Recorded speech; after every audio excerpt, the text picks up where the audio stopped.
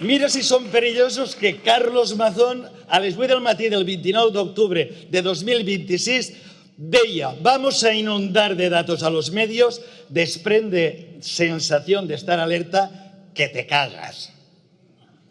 Després va desaparèixer tot el dia, es tancà en un reservat mentre morien 230 persones. I encara riu, el tio, encara riu. És que és...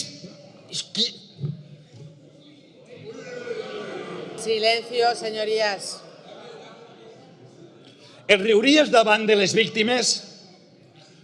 No li fa vergonya mantindre una persona així? Pujar-li el sou? Donar-li pis? Donar-li cotxe oficial? Enxufar a tots els seus assessors? No li dona vergonya? Còmplices de Vox, no vos dona vergonya mantindre a este tipus així? No vos dona vergonya?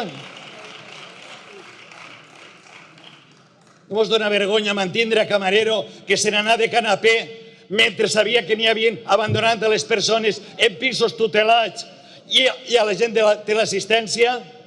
A Rovira, que a les 12:30 se n'anà a pagar a casa, despreocupant-se de les escoles, de centres docents? Quina poca vergonya!